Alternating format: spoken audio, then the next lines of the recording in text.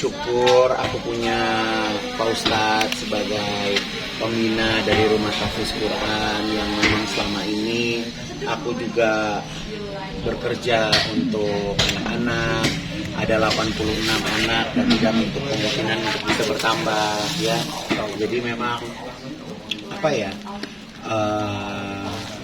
Terkadang kalau misalnya kita cari dunia terus nggak ada yang kita bisa bagikan buat sekitaran kita kan juga rasanya nggak fair ya. Betul. Gitu karena aku dikasih kerjaan setiap hari gitu kan, jadi aku yang kerja mereka yang doain gitu. Jadi ya alhamdulillah jadi ingat, apalagi anak-anak juga di luar bulan Ramadan mereka juga suka puasa Senin Kamis ya Pak Ustadz ya. Malah saking semangatnya pernah suatu saat aku udah ngirimin makanan buka buat anak-anak, ternyata anak-anak pada pulang ke rumahnya masing-masing. Yang ada aku langsung ngamuk sang matahari langsung mencak-mencak ya, karena kan udah terbiasa tuh. Jadi Senin sama Kamis kirim makanan kan, terus begitu suatu Kamis apa kalau nggak salah ya. Oh aku bilang ke orang rumah, aku bilang aku mau buka puasa sama anak-anak, dong, anak-anak suruh ke rumah, aku bilang gitu. Sudah gitu udah dong, ternyata makanan udah dipesan, catering udah dipesan, ternyata anak-anaknya nggak ada yang pulang, nggak ada yang ada lagi stay. Jadi mereka pada pulang, tapi ya itulah lucu. Banyak anaknya, insya Allah banyak rezeki. Amin. Jadi aku bilang sama Pak Ustadz juga, ya mengurus yayasan ini kan tidak mudah ya. Betul. Kita tidak bisa memaksakan orang lain untuk berempati atau berdonasi gitu, karena kan kita sifatnya adalah sukarela gitu. Jadi aku bilang sama Pak Ustadz, udah Pak Ustadz tenang aja gitu, pokoknya yang penting kita bisa ngebangun ini pelan-pelan tapi pasti gitu kan. Jadi ya udah, jadi kayak Pak Ustadz nih gercep juga. Pokoknya kalau nggak tahu ya, kita ada kayak kode alam ya. Kalau aku chat tuh berarti Pak Ustadz udah butuh duit. Kayak kemarin kan aku bilang, aku lama nggak ngechat, kayak sebulan nggak ngechat. Kau bilang, rumah sampai mana? Oh ini Kaigun tinggal jendela sama ini. Oke, hari ini kirim, besok jendelanya udah dipasang. Jadi memang beliau udah booking duluan ya. Udah booking duluan. Jadi alhamdulillah lah gitu. Jadi maksud aku, siapapun teman-teman mau ngampir ke sini, mau jenguk anak-anak kita, silakan. Mau kalau lagi ada acara juga mau undang juga silakan ya. Tapi kalau saya sama Pak Ustadz memang dari tahun-tahun aku paling jarang kasih rezekinya tuh lewat anak-anak, karena aku lebih senang mereka itu belum diajarin nyari uang. Kalau anak yatim, kalau diajarin nyari uang, giliran nggak ada yang manggil, ntar ngedumel, manggil kita apa nih, gitu kan. Jadi ya tugas mereka kan di sini belajar, kita rawat, bukannya bekerja, gitu kan. Jadi aku membiasakan sama Pak Ustadz seperti itu gitu ya. Mungkin pemikiran aku ini dianggap salah oleh orang, aku juga terserah aja gitu. Tapi aku punya cara sendiri untuk bisa ngerawat anak-anak aku. Jadi aku mendingan aku yang beli sepatu, kirimin baju gitu kan, kebutuhannya gitu. Jadi jangan mereka di istilahnya udah kayak artis ya kan, besok kesini gitu. Jadi kalau aku sih lebih suka seperti itu. Apa yang bikin tergerak buat Kak Igun sendiri sih buat bikin ini? Aku tuh sosok yang nggak bisa dikasih proposal ya. Jadi kalau aku dikasih proposal nggak bakal gerak aku. Jadi justru jadi ceritanya tuh kemarin aku mau cari kontrakan rumah buat anak-anak, ingat nggak? Karena di sana udah nggak layak untuk ditempatin, aku mau cari rumah. Tapi ternyata Pak Ustadz udah ngobrol sama Rangga, sama tim aku, bahwa Pak Ustadz ternyata lagi ngebangun, gitu, mau ngebangun gitu. Jadi ya udah. Pak Ustadz sedikit dong. Pemirsa belum tahu ya, Pak Ustadz tuh kenal Kaigun tuh dari kapan sih? Sosoknya seperti apa sih Pak Ustadz? Saya sedikit nyambung apa yang tadi disampaikan Kaigun. Saya belum lama, belum bertahun-tahun kenal Kaigun, tapi memang beliau sudah biasa. betul apa yang disampaikan tadi Kak Igun, bahwa beliau ini orangnya emang nggak pernah diminta dan satunya nggak pernah minta. Saya mintanya tadi lewat hati, doa sama Allah. Betul kata Igun tadi. Artinya saya sering berdoa begini, ya Allah, gerakan hati hamba-hambamu yang soleh, yang dermawan untuk membantu sampai. Alhamdulillah, yang satunya adalah Kak Igun Sampai doa. yang dikabulkan doa itu, doa saya, doa anak-anak semua. Dan subhanallah, saya kenal Kak Igun, dia orang yang baik, orang yang soleh, insya Allah, yang tidak akan selalu berkaitan selalu ada dalam juga dan juga Allah Subhanahu wa Ta'ala. Allah mudahkan urusannya, rezekinya, lancarkan apa yang menjadi harapan dan doa-doanya. Kak, secinta apa sih kakak sama anak-anak nih Kak? Ya cintalah, nggak punya. Nah, anak saya di yayasan banyak. Aku punya 2 yayasan sekarang. Iya. Ada yayasan yang sering lomba keluar ke internasional lewat ajang pageant sama anak-anak ini.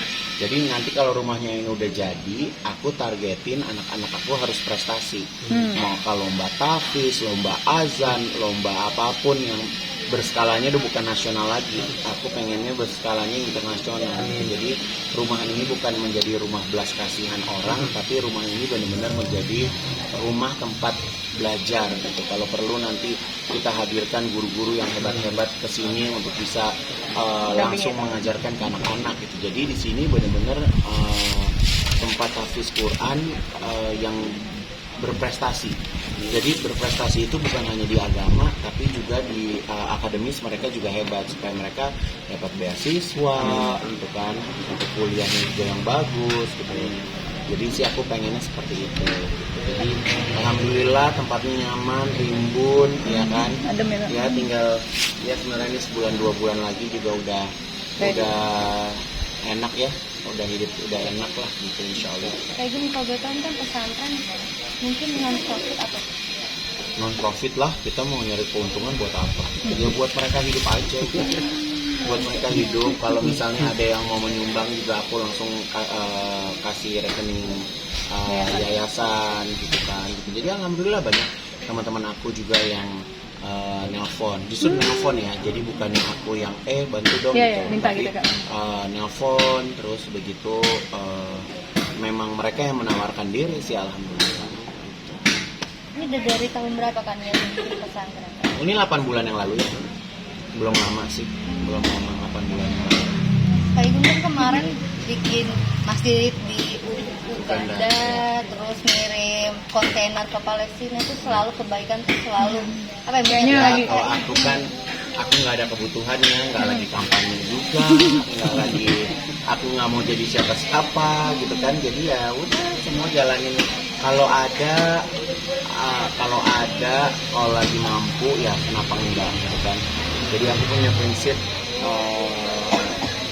kalau misalnya aku aja misalnya bisa beli barang mahal, masa buat kebutuhan akhirat jadi bersih gitu kan. Jadi Masih imbang ya. ya mikirnya seperti itu sih. Misalnya kita sekali makan 1 juta, bayangin kalau 1 juta nih anak-anak makan tuh udah bisa 80 orang. Ya. Ini update terbaru atau seperti apa Kak? Ya itu update yang terbaru. Sekarang ada 2 ambulan juga udah siap untuk bisa dipakai. Jadi ini aku minggu ini udah mulai mengurus visa. Jadi lebaran pokoknya tanggal 20-an lah aku udah berangkat ke Uganda, doain ya. Jauh tuh. Dari ibu kotanya ke kota di tempat masjid aku tuh 10 jam. Wow, Nggak ngerti deh bloknya lebih blok dari ini apa gimana, kita nggak paham.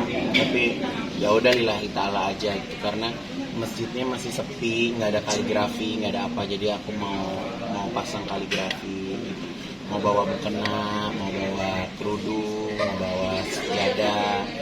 Karena memang aku kan takutnya kalau di Afrika mereka nggak kebersihannya nggak bagus ya, jadi aku nggak mau aku karpetin gitu. Dan aku juga ada menggaji marbot juga di situ yang ngejagain masjid. Kak, ini euforia ketika bantuan datang ini 6 kontainer nih sampai viral juga, banyak orang yang sangat berterima kasih dan mendoakan Kak Igun ya. Nah, Kak Igun sendiri senang nggak sih? Karena kan banyak yang juga mau nyumbang tapi tidak bisa sampai gini. Mungkin kalau bukan Allah juga yang berkehendak nih, bantuan juga bisa nyangkut gimana? Nah, Kak Igun gimana Kak? Iya, kalau aku sih balik lagi kalau mau bersedekah, mau nyumbang, mau buat kebaikan itu harus ke tangan yang tepat gitu. Siapa nih kira-kira yang mau aku suruh jalanin gitu, karena kan aku nggak ada kemampuan untuk ngejalanin gitu kan. Jadi ya udah semuanya tuh pakai feeling sih, semua tuh pakai feeling. Jadi kayak nggak, aku tuh di rumah nggak bisa tuh ngeliat proposal gitu tuh, nggak bakal aku baca, nggak bakal aku buka aja pokoknya. Gitu ya, Kak? Tapi kalau ngelihat sesuatu yang spontan dan hati aku tergerak, nah aku Jalan. gerak aja dengan sendirinya gitu. Jadi ya mau di Gaza, mau di Masjid di Afrika, mau bikin ini gitu. Jadi ya semua ya karena tergerak aja hatinya. Kak, itu bentuk bantuannya apa aja sih, Kak? Tadi ada food basket, terus apa aja sih, Kak, kalau boleh tahu? Kalau kemarin kita sempat baju hangat, selimut, gandum, kalau mereka makannya gandum. Terus aku nggak paham tuh isinya apa, tapi yang jelas tuh udah diurusin satu-satu. Berarti udah jam 3 ya? Ya, oke. Yuk. Terima kasih pemirsa sudah ngikutin aku, sudah ngeliat rumah tafis yang saat ini sedang kita buat. Insya Allah bisa cepat selesai. Buat pemirsa yang mungkin mau mampir, silakan mampir. Nanti lihat di Instagram aku alamatnya ada di mana ya. Terima kasih. Senyum Pak Ustadz. Satu lagi dong soal Kakak. Jadi aku tiap Jumat itu aku bikin namanya Jumat tersenyum ya. Jadi aku kebetulan teman aku punya restoran namanya Dadar Beredar. Aku suka makan di situ. Ada salah satu menu favorit aku. Jadi setiap hari Jumat itu aku menyiapkan 1000 paket gitu. Jadi selama Ramadan ada 4000 paket gitu, dan itu tersebar di beberapa cabangnya Dadar Beredar. Itu aja. Syaratnya gampang, datang, senyum, makan. Gitu ya, Kak? Iya. Pokoknya datang, senyum, makan.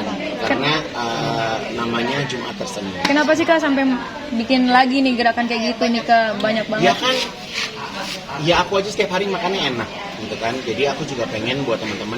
Sebenarnya mungkin banyak bukan teman-teman yang nggak mampu untuk makannya, tapi siapa tahu pas lagi melintas gitu kan, atau memang suka dengan makanan tersebut gitu. Jadi ya kayak gitu loh. Alhamdulillah, dan kemarin juga lancar banget.